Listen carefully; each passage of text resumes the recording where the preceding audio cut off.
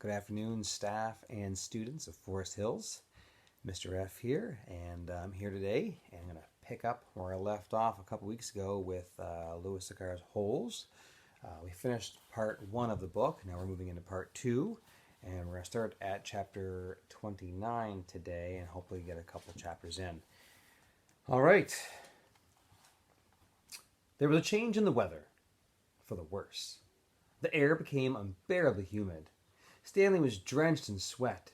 Beads of moisture ran down the handle of the shovel. It was almost as if the temperature had gotten so hot that the air itself was sweating. A loud boom of thunder echoed across the empty lake. A storm was way off to the west, beyond the mountains. Stanley could count more than 30 seconds between the flash of lightning and the clap of thunder, and that was how far away the storm was. Sound travels a great distance across a barren wasteland. Usually, Stanley couldn't see the mountains at this time of day. The only time they were visible was just at sunup, before the air became hazy. Now, however, the sun was very dark off to the west, and every time the lightning flashed, the dark shape of the mountains would briefly appear. "Come on, rain!" shouted Armpit. "Blow this way! Maybe it'll rain so hard it'll fill the whole lake up again," said Squid. "Then we can all go swimming." 40 days and 40 nights, said X-Ray. "Guess we better start building us an ark. Get 2 of each animal, right?" "Right," said Zigzag. 2 rattlesnakes, 2 scorpions, 2 yellow-spotted lizards. The humidity, or maybe the electricity in the air, had made Zigzag's head even more wild-looking. His frizzy blonde hair stuck almost straight out. The horizon lit up with a huge web of lightning, and in that split second, Stanley thought he saw an unusual rock formation on the top of one of the mountain peaks. The peak looked to him exactly like a giant fist, with the thumb sticking straight up. Then it was gone, and Stanley wasn't sure whether he'd seen it or not. "I found refuge on God's thumb." That was what his great-grandfather had supposedly said after Kate Barlow had robbed him and left him stranded in the desert. No one ever knew what he meant by that. He was delirious when he had said it. But how could he live for 3 weeks without food or water? Stanley had asked his father. "I don't know. I wasn't there," replied his father. "I wasn't born yet. My father wasn't even born yet. My grandmother, your great-great-grandmother, was a nurse in the hospital where they treated him.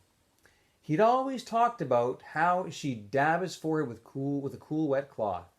He said that's why he fell in love with her. He thought she was an angel." "A real angel?" His father didn't know. "What about after he got better? Did he ever say what he meant by God's thumb or how he'd survived?" "No, he just blamed his no-good pig-stealing father."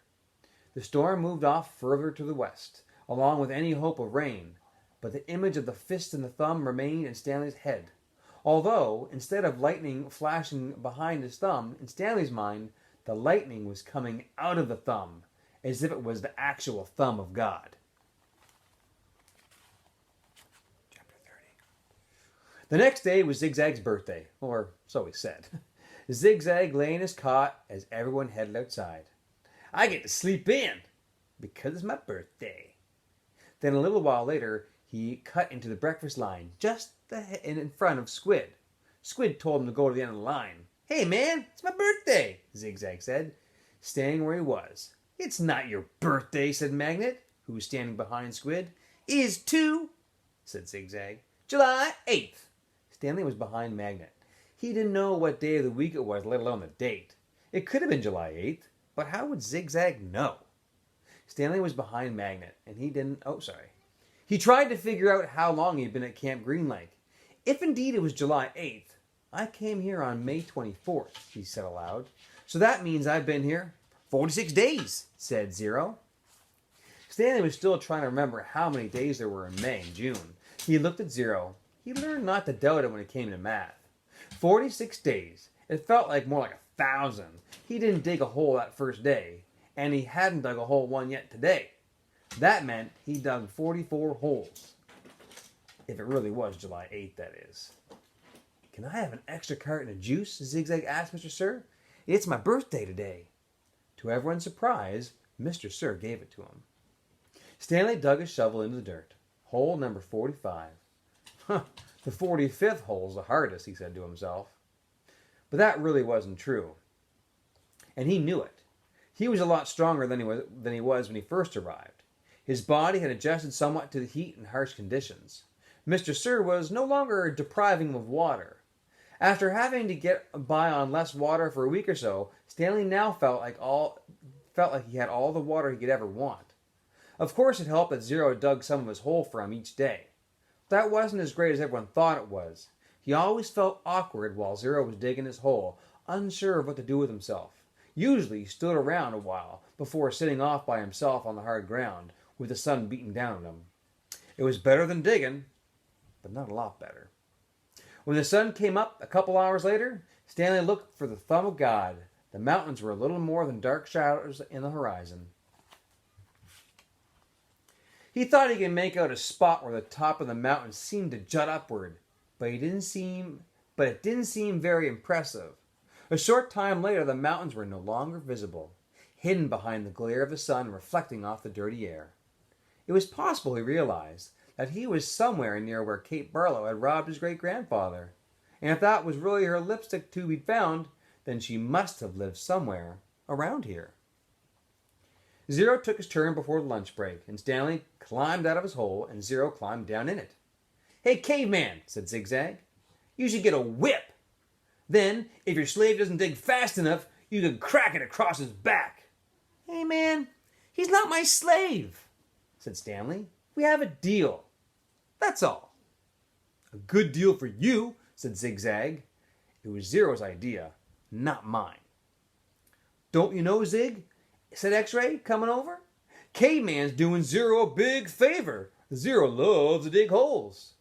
"He sure is a nice guy to let Zero dig his hole for him," said Squid. "Well, what about me?" asked Armpit. "I like to dig holes. Can I dig for you too, Caveman, after Zero's finished?" The other boys laughed. "No, I want to," said Zigzag. "It's my birthday." Stanley tried his best to ignore them, but Zigzag kept at it. "Come on, Caveman, be a pal. Let me dig your hole." Stanley smiled as if it was all a big joke. When Mr. Pendansky arrived with water and lunch, Zigzag offered Stanley his place in line. "Since you're so much better than me." Stanley remained where he was. "I didn't say I was You're insulting him, Zig," said X-Ray. "Why should Caveman take your place when he deserves to be at the very front? He's better than all of us, ain't he? Aren't you, Caveman?" "No," said Stanley. "Sure you are," said X-Ray. "Now come to the front of the line where you belong." That's okay," said Stanley. "No, it's not okay," said X-Ray. "Get up here and get up here now." Stanley hesitated, then moved to the front of the line. "Well, this is a first," said Mr. Pendansky, coming around the side of the truck. He filled Stanley's canteen and handed him a sack lunch. Stanley was glad to get away. He sat down between his hole and Zero's. He was glad that he'd been digging his own hole for the rest of the day. Maybe the other boys would leave him alone now. Maybe he shouldn't let Zero dig his hole for him anymore. But he needed to save his energy to be a good teacher. He bit into his sandwich, which contained some kind of meat and cheese mixture that came in a can. Just about everything at Green Lake came in a can. The supply truck came once a month. He glanced up to see Zigzag and Squid walking toward him. "I'll give you my cookie if you let me dig your hole," said Zigzag. Squid just laughed. "Here, take my cookie too," holding it out for him. "No thanks," said Stanley. "Come on, take my cookie," said Zigzag, sticking in his face. "Come on, guys, just leave me alone." "Please, eat my cookie," said Zigzag, holding under Stanley's nose, and Squid just laughed. Stanley pushed it away. Zigzag pushed him back. "Don't push me." "I didn't." Stanley got to his feet, and he looked around. Mr. Pendansky was filling Zero's canteen. Zigzag pushed him again. "I said, don't push me." Stanley took a step backward, carefully avoiding Zero's hole. Zigzag kept after him. He shoved Stanley and said, "Quit pushing." "Lay off," said Armpit, as he, Magnet, and X-Ray joined them. "Why should he?" snapped X-Ray. "Caveman's bigger. He can take care of himself." "Guys, I don't want any trouble," Stanley said. Zigzag pushed him hard. "Eat my cookie," he said, and Stanley was glad to see Mr. Pedanski coming toward them, along with Zero. "Hi, Mom," said Armpit. "We're just fooling around." "I saw what was going on, boys," Mr. Pedanski said. He turned to Stanley. "Go ahead, Stanley," he said. "Hit him back. You're bigger." Stanley stared at Mr. Pedanski in astonishment. "Teach the bully a lesson," said Mr. Pedanski. Zigzag hit Stanley on the shoulder with his open hand. "Teach me a lesson," he demanded. Stanley made a feeble attempt to punch Zigzag. Then he felt a flurry of fists against his head, his neck. Zigzag had hold of his collar with one hand and was hitting him with the other. The collar ripped off Stanley's. The collar ripped, and Stanley fell backward into the dirt. "That's enough," Mr. Pedanski yelled. It wasn't enough for Zigzag. He jumped on top of Stanley. "Stop!" shouted Mr. Pedanski. The side of Stanley's face was pressed flat against the dirt. He tried to protect himself, but Zigzag's fist slammed off his arms and pounded his face into the ground. All he could do was wait for it to be over. Then suddenly, Zigzag was off of him. Stanley managed to look up, and he saw Zero had his arm around Zigzag's long neck. Zigzag made a gagging sound as he desperately tried to pry Zero's arm off of him. "You're going to kill him!" shouted Mr. Pedanski. Zero kept squeezing. Armpit charged into them, freeing Zigzag from Zero's chokehold. The three boys fell to the ground in all different directions. Mr. Pedanski fired his pistol into the air. The other counselors came running from the office, their tents, or from out in the lake. They had their guns drawn, but holstered them when they saw the trouble was over. The warden walked over from her cabin.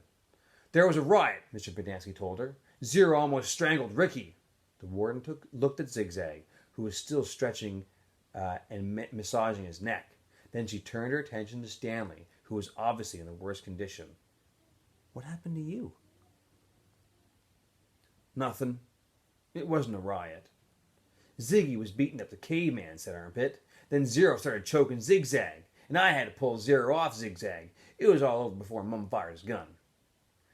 "They just got a little hot, that's all," said X-Ray. "You know how it is. In the sun, all day, people get hot, right? But everything's cool now." "Oh, I see," the warden said. She turned to Zigzag. "What's the matter? Didn't you get a puppy for your birthday?" "Zig's just a little hot," said X-Ray. "Out in the sun all day, you know how it is. The blood starts to boil." "Is that what happened, Zigzag?" asked the warden. Yeah," said Zigzag. "Like X-Ray said, working so hard in the hot sun, while Caveman just sits around doing nothing. Ooh, my blood boiled." "Excuse me?" said the warden. "Caveman digs his holes just like everybody else." Zigzag shrugged. "Sometimes." "Excuse me?" "Zero's been digging part of Caveman's hole every day," said Squid. The warden looked from Squid to Stanley to Zero. "I'm teaching him to read and write," said Stanley. "It's sort of a trade. The hole still gets dug, so what does it matter who digs it?" "Excuse me?" said the warden. "Isn't it more important for him to learn to read?" Stanley asked. "Doesn't that build character more than digging holes?" "That's his character," said the warden. "What about your character?"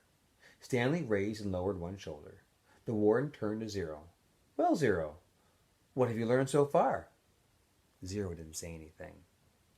"Have you just been digging Caveman's hole for nothing?" the warden asked him. "He likes to dig holes," said Mr. Pedanski. "Tell me what you learned yesterday," said the warden. "Surely you can remember that." Zero said nothing. Mr. Pedanski laughed. He picked up a shovel and said, "You might as well try to teach this shovel to read. It's got more brains than Zero." "The at sound," said Zero. The at sound?" repeated the warden. "Well then, tell me, what does C-A-T spell?" Zero glanced around uneasily. Stanley knew he knew the answer. Zero just didn't like answering questions. "Cat," Zero said. Mr. Pedanski clapped his hands. "Bravo! Bravo! The boy's a genius!" "F-A-T?" asked the warden. Zero thought for a moment. Stanley hadn't taught him the F sound yet. "F," Zero whispered. "F. At. Fat." How about H-A-T? Asked the warden. Stanley hadn't taught him the H sound yet either. Zero concentrated hard, then said, chat. All the counselors laughed. He's a genius, all right, said Mr. Pedansky. He's so stupid, he doesn't even know he is stupid. Stanley didn't know why Mr. Pedansky seemed to have it out for Zero. If Mr. Pedansky only thought about it, he'd realize it was very logical for Zero to think that the H sound made the ch sound. Okay, from now on, I don't want anyone digging anyone else's hole, said the warden. And no more reading lessons. I'm not digging any other hole, said Zero. Good, said the warden. She turned to Stanley. You know why you're digging holes? Because it's good for you. It teaches you a lesson. If Zero digs your hole for you, then you're not learning your lesson, are you? I guess not, Stanley mumbled. Although he knew they weren't digging just to learn a lesson. She was looking for something that belonged to Kissin' Kate Barlow. Why can't I dig my own hole, but still teach Zero to read? He asked. What's wrong with that? I'll tell you what's wrong with that, said the warden. It leads to trouble. Zero almost killed Zigzag. It causes him stress, said Mr. Pedansky. I know you mean well, Stanley, but face it, Zero's just too stupid to learn to read, and that's what makes his blood boil, not the hot sun. I'm not digging another hole, said Zero. Mr. Pedansky handed him a shovel. Here, take it, Zero. It's all you'll ever be good for. Zero took the shovel. Then he swung it like a baseball bat. The metal blade smashed across Mr. Pedansky's face. His knees crumpled beneath him. He was unconscious before he hit the ground. The counselors all drew their guns. Zero held the shovel out in front of him as if he was going to try to bat away all the bullets. I hate digging holes, he said. Then he slowly backed away. Don't shoot him, said the warden. He can't go anywhere. The last thing we need is an investigation. Zero kept backing up. Out past the cluster of holes the boys had been digging, then farther and farther out into the lake. He's going to have to come back for water, the warden said. And Stanley noticed Zero's canteen lying on the ground near his hole. A couple of the counselors helped Mr. Pedansky to his feet and into the truck. Stanley looked out towards Zero, but he had disappeared into the haze. The warden ordered the counselors to take turns guarding the shower room and rec room all day and all night. They were not to let Zero drink any water. When he returned, he was to be brought directly to her. She examined her fingernails and said, it's almost time for me to paint my nails again.